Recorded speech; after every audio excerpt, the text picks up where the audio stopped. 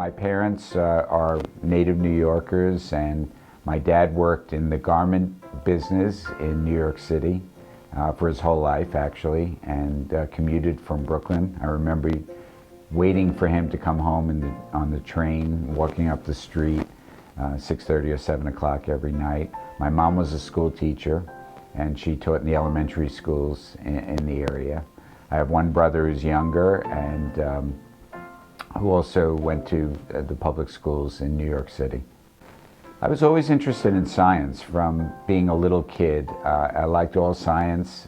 I was actually very interested in astronomy and rockets. I grew up in the era in the early 60s through the late 60s when what's called now the space age, when the first man goes into orbit, John Glenn, and then eventually landed on the moon. So that was something that was really exciting to me, but also biology was as well. So when I got into college, I was really thinking about probably being a scientist more than necessarily going to medical school and doing clinical medicine.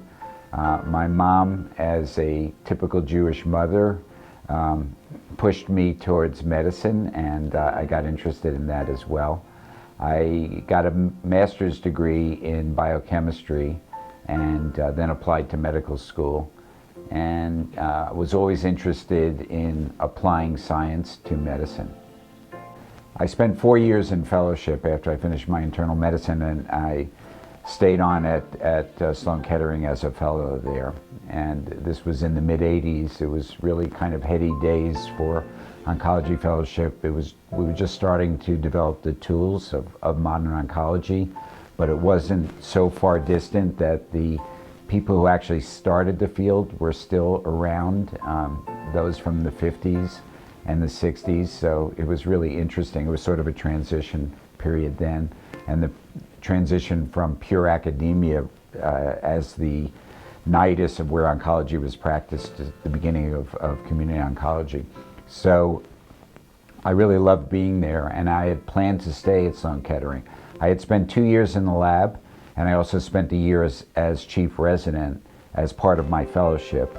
When I got time to make my decision about where I was going to go, my original plan was to stay at Sloan Kettering and have a more traditional academic career. One of my close friends in fellowship, Kurt Tower, was from Memphis, and he was going back to join the senior partner in the group. Actually, it was solo practice at the time, Bill West, and Bill West is a very visionary type of guy, and he had the idea that one could do research in a community oncology practice, and started that at the beginning of the 80s.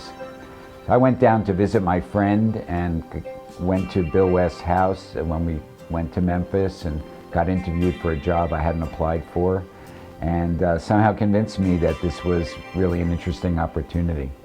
Part of it was due to the fact that in private practice in Memphis, Tennessee, Bill and Kurt were delivering interleukin-2 therapy in the mid-'80s. And just before I made my decision, there were 2 articles that came out in the New England Journal of Medicine. One was from the NCI about using interleukin-2. The second was from my colleagues in Memphis, who in a private practice were able to publish in the New England Journal. So I said, well, if they're good enough to do that, then there really must be something to this idea that we can merge research with community practice. So I made a big change, and I moved from the Upper East Side of Manhattan to a cul-de-sac in suburban Memphis, Tennessee, where I had one cousin and my friends that I knew from Sloan Kettering, and that was it. And it was a really interesting change. I had 2 young children, and they adapted pretty well. And the rest was history after that.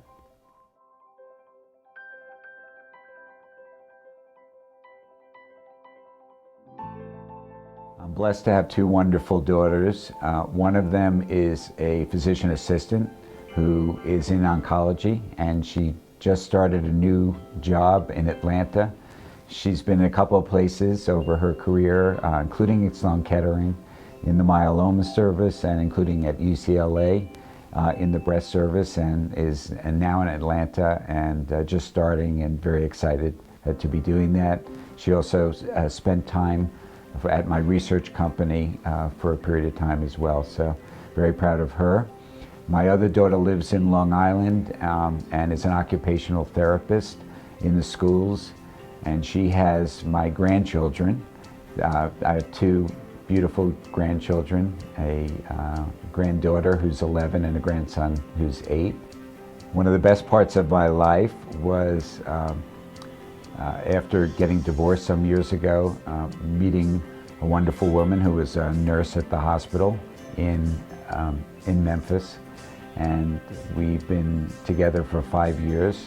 She moved out with me, Tammy, my wife, now moved out with me a year and a half ago. We got engaged soon after we moved out here, and we got married just a couple of months ago. Back in Memphis with about 100 of our friends and family, and it was just such a wonderful occasion. I just felt this blanket of love, you know, being there. It was just so special to have that, our families and our close friends there.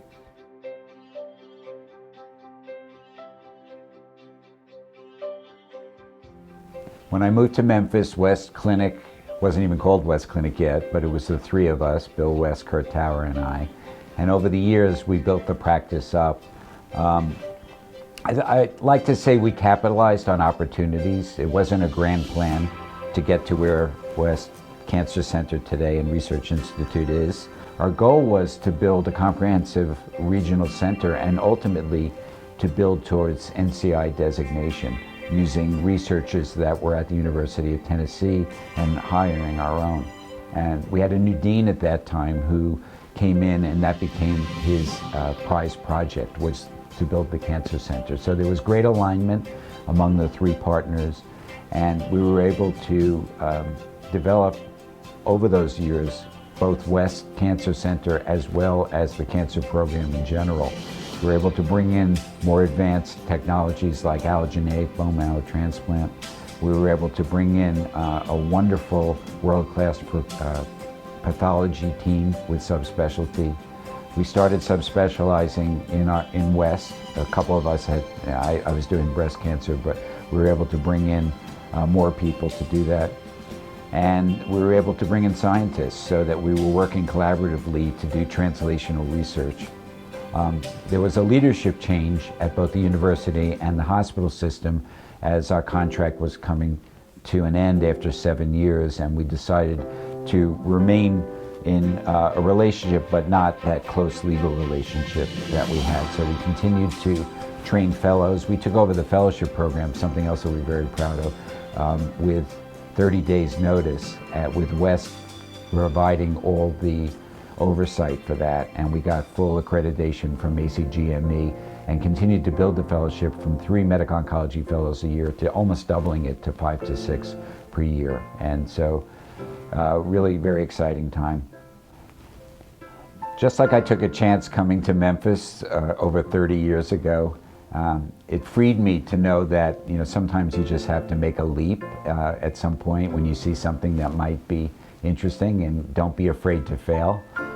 Don't be afraid to take chances. And so about 2 years ago, I got a call from Max Koppas, the head of the cancer center here. He'd been newly appointed. He had just built the pediatric hospital here at Renown hospital system, which is the major hospital system in Reno, Nevada, and for all of northern Nevada and the Lake Tahoe area. So I called him and said, I'm going to apply for a job you haven't offered me, and if you'd like me to come out and help build the cancer center with you and develop medical oncology out here, similar to what we did in Memphis during those years with the university. I said, this is something that I really have experience in doing, and I think I can help you, and I love the Tahoe area, and I'm ready for a new challenge. So came out here a year and a half ago.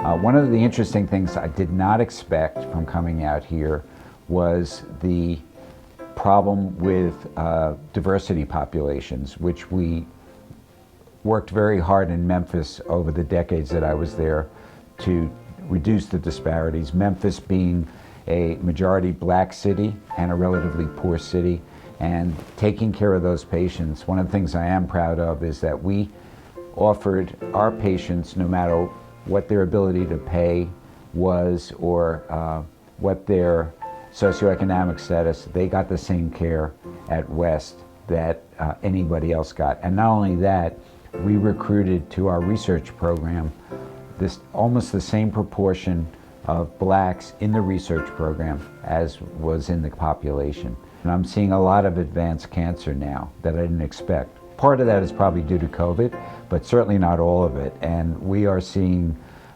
challenges here. And I'm glad that as we are in an era now of appropriately recognizing that we have to address diversity, we have to address equity and inclusion of all patients to get good care. I have a new challenge in terms of rural population, and we're really delving into that, looking at ways of using remote technology of a hub and spoke model to potentially deliver care, possibly even chemotherapy at remote sites, so people don't have to come here and travel 4 hours or stay away from home. So a little bit of different challenge, but the same themes that I've seen throughout my career.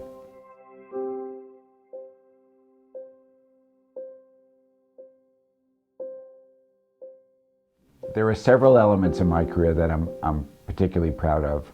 One of those is the development of the Community Oncology Alliance, which took place in my office 20 years ago now. And the idea that community oncology needed a voice that was distinct from the very important voices we were already part of, like ASCO and AACR, but one that focused on advocacy for community oncology at a time that community oncology was becoming actually the largest deliverer of cancer care in the country, with 60 or 75% of cancer care delivered in independent community oncology offices. So 20 years ago, Ted Ocon and Kurt Tower, my partner, and I sat around and we decided to start a new organization. 20 years later, Ted Ocon remains the head of that, and it's become a really important organization to help advocate for patients that are seen in the community and for community oncology practices to continue to thrive so that care can be delivered to patients close to home, where most of them need it. From the very beginning of my career, it was really about both delivering care to individual patients and developing research protocols and novel systems to help the bigger picture, to help community oncology, to help the cancer community help take care of more patients. So I've been really privileged in my career that I was able to combine both, and I've never been able to give up one or the other. I like taking care of patients. I continue to take care of patients after 35 years. And that one-to-one interaction with patients cannot be duplicated by anything else you do. They're placing their trust, their faith, and their lives in your hands. And that interaction is just so special to me.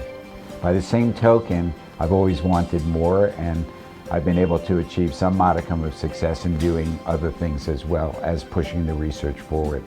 My interest in research started from that very beginning with immunotherapy and high-dose chemotherapy. It changed over time. I was originally trained more in hematology, but over time I got really interested as part of what we did with high-dose chemotherapy for a period of time with solid tumors. I got more interested in breast cancer, and I focused in terms of the disease state on breast cancer. For the last 20 years, I've been doing predominantly breast cancer in terms of a clinical care. My research interests have been breast cancer, but also supportive care, and more recently in precision medicine. The supportive care research came out of my work at Sloan Kettering, actually, as a fellow. I trained with Dick Gralla and Mark Chris, who were some of the people who developed the very first anti-nausea medicine that we use today routinely. We don't think about it, but we wouldn't be able to treat patients if we didn't have effective antiemetic therapies. And so I kept that up throughout my career, and I did a lot of research not on the 5-HT3 receptors, more recently on second generation 5-HT3 receptors and NK1 receptors. And I continue to be involved in writing national guidelines for supportive care and CINB. Also at that time, we started with the same brain trust of people, a couple of independent businesses. One that was focused on developing what I think arguably is the first electronic patient-reported outcome system. We had worked with psychologists and healthcare delivery researchers in Memphis and came up with the concept that we could do a digital review of systems that would tell all of the symptoms that the patients could do routinely every time they came in, and we could digitize that and store that so we would have a running total of what the side effects were from cancer, from their psychological viewpoint, distress, depression, and we'd have a really capsule of what was happening with the patients, because although a review of systems was supposed to be taken thoroughly with every visit, in practice that didn't happen. This was a way of patients self-reporting for the first time in the early 2000s and capturing that digitally. At that same time, developed a community oncology network for research. So we brought together like-minded community oncology practices. At one point, we had over 20 practices and over 300 physicians participating in that network, which was called ACORN, initially Accelerated Community Oncology Research Network.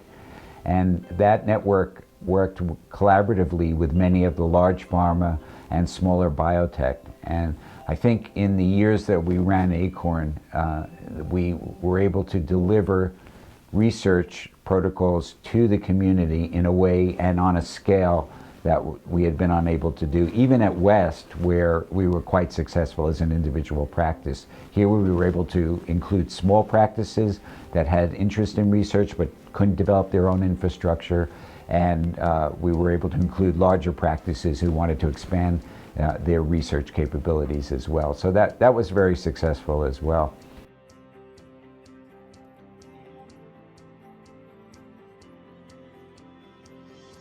How people identify is interesting. If you ask them, how do you describe yourself? Do you describe yourself as a son, as a father, as this or that? And I've seen studies that show that most doctors say, I'm a doctor, I'm an oncologist. And I do think that that's been central to my career. Not that it's more important, of course, than my family, but this is what I've been doing. And I really think that my ability to both take care of individual patients, and a lot of them over the year, and give them hopefully the best care I could, as well as develop programs and processes that helped on a higher level or on a larger scale so that other people, other doctors could take part in those and to utilize them to help deliver their own better care. Both of those things are really important to me. So my career has really been both of those, and that's something that's really been my core philosophy over time, is to work at an individual level as well as on a systems level to help improve cancer care.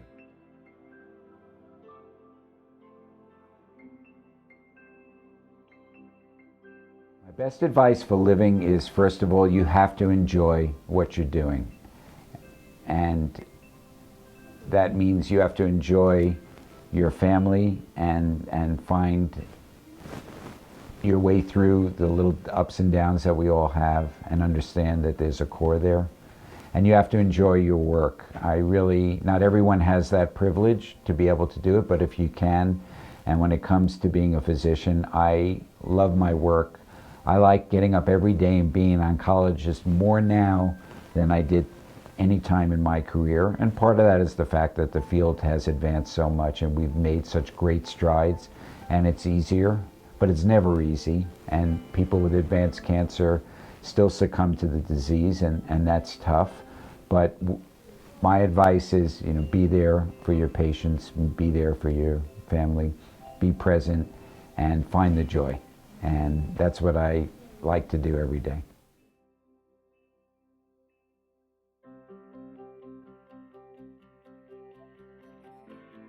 Congratulations, Lee. You have been a tremendous mentor, coach, and most importantly, friend. I am so grateful to have been part of that journey. As a pioneer in community oncology and clinical research, your passion has translated into an immeasurable impact on so many families and their loved ones. Your legacy will have a lasting impact on how we treat and deliver cancer care in the United States. Congratulations. I want to thank the organizers for giving me the opportunity to say a good word on behalf of my friend and mentor, Lee Schwartzberg. My name is Greg Vidal. I'm a breast medical oncologist at the Breast Cancer Center and Research Institute, and Lee's best recruit to the Breast Cancer Center. Lee has been a part of the breast and oncology community for many, many years. I only became part of his community in 2014 when I joined West Clinic. And his impact, his guidance have allowed me to blossom and to achieve a lot of what I wanted to achieve in my career. Lee is intelligent. He always had an open door policy to me and any member of staff. His impact on our community, not only in Memphis, but around the world and in oncology, in breast. His work in regards to supportive care is unmatched. His intellect and organizational skill have led to West Cancer and Research Institute being as successful as it has been over the many years. And we miss him at West. The Memphis community misses him. I wish him all the success as he continues to practice in his professional life, all the success in his personal life. No one is more deserving than this award. And here's to Lee Schwartzberg. Again, thank you very much for giving me this opportunity. And I am very, very sorry I couldn't be there in person. Lee, it's Stephen. I miss you. Just want to say a huge congratulations. And thank you for everything you've done for me. One of the most influential mentors in my life, without a doubt. When I was new to oncology, you believed in me at One Oncology and put me on your team, and it just set me up on a trajectory I could not have even imagined. Learned so much from you, both how to think like a leader, but also just how to treat people. You treated Garrett, Maki, Aaron, and Duncan and myself with so much respect, despite our younger ages, and I'll never forget that. You inspired all of us, you believed in all of us, and it's put us where we are today. I hope that I continue to think how you, or continue to treat people how you treated me, just as an amazing person and inspirational leader. And thank you and huge congratulations. And I'm so happy that I've gotten the chance to work with you. Hello, I'm Ted O'Kahn, the Executive Director of the Community Oncology Alliance.